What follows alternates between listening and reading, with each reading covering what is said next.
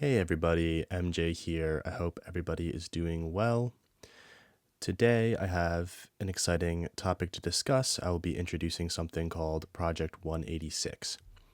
Now, this is a very important thing to me. It's very sort of related to the whole theme of my channel because it kind of deals with the future and like what does the future look like, right? Is civilization headed in the right direction? What's going on in the world? Like how do we deal with this all this AI stuff, social media, is this going in the right direction? What's really going on?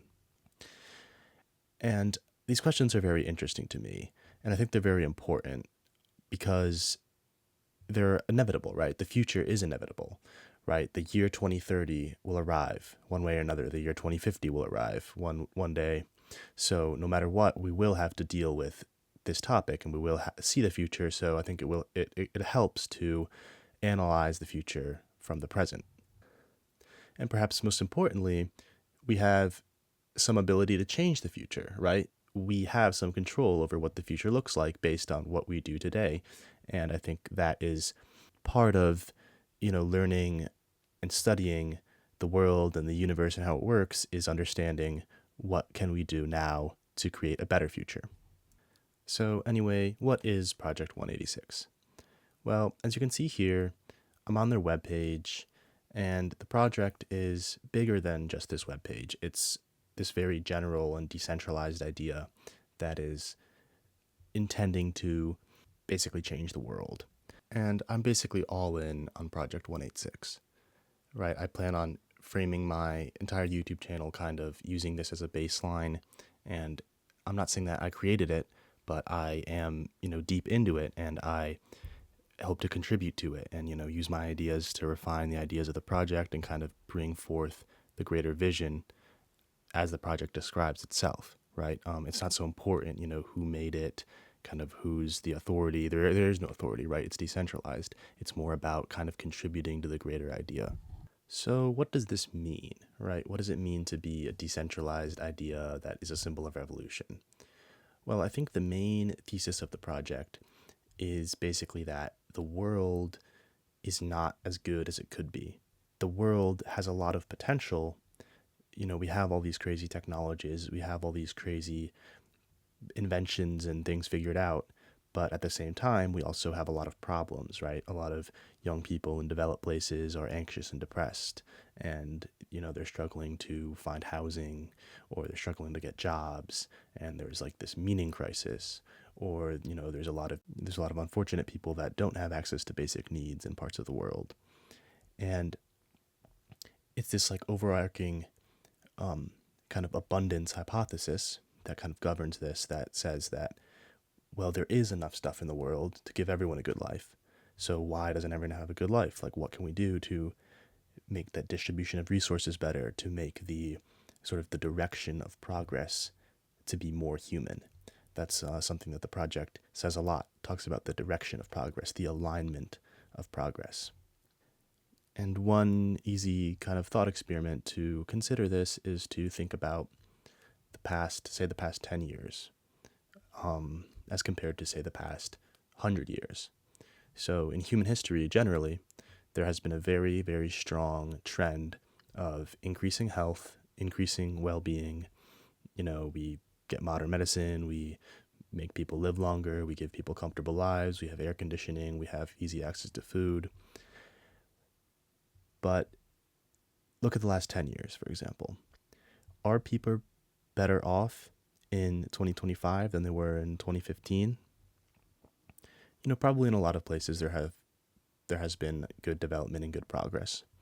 But for a lot of the more modern and developed world, I don't know if that's really the case. In fact, I'd probably argue that it's not.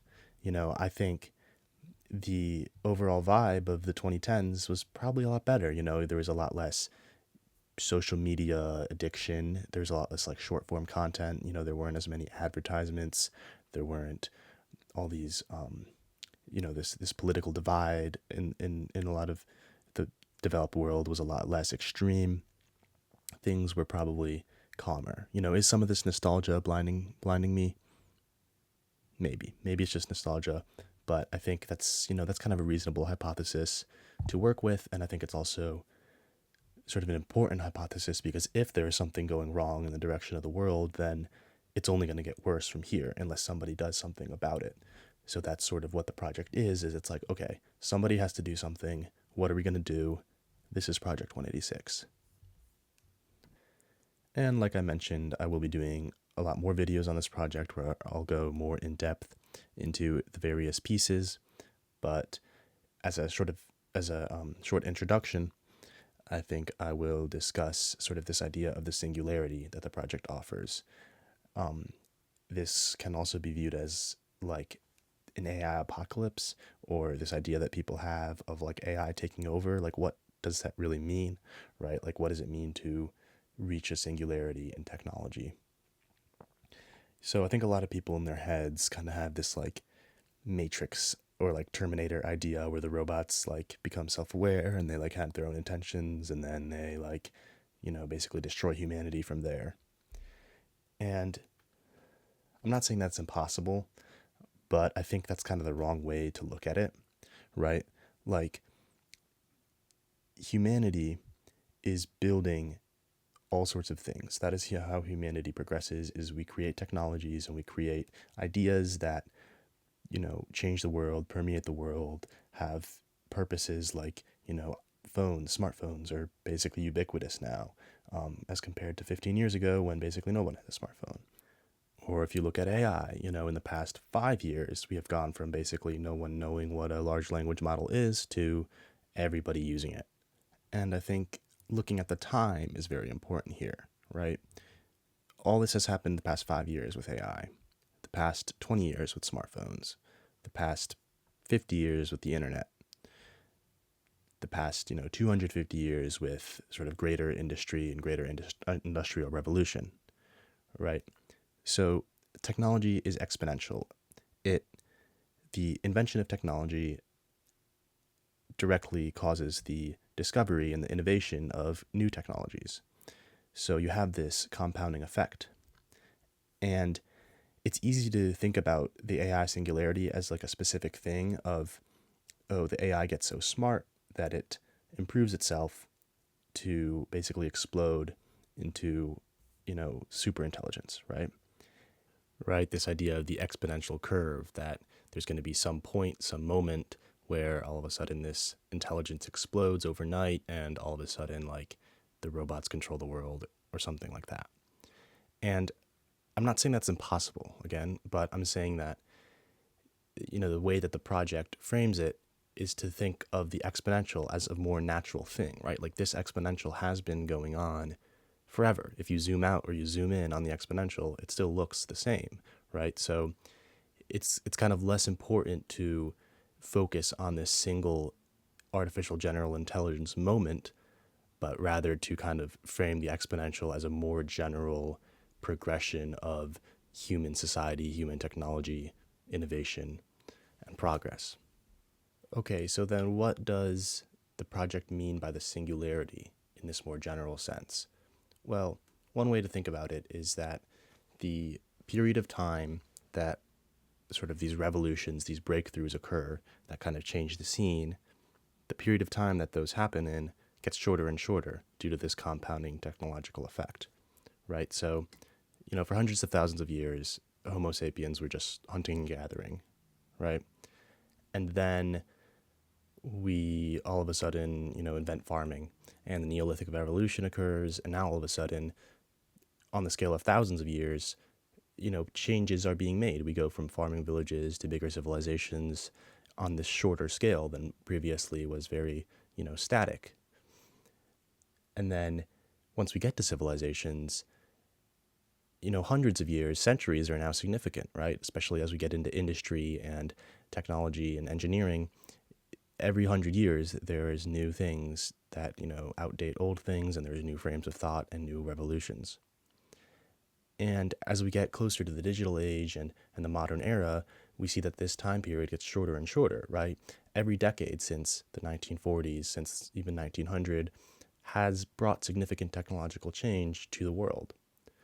And as my point earlier with AI in the past 5 years, now we're looking at the span of years where every single year ChatGPT is a lot better. Every single year there's new memes that you've never seen before that are completely different than anything you've ever seen, right? So the sort of scale of change in the world is getting faster and faster.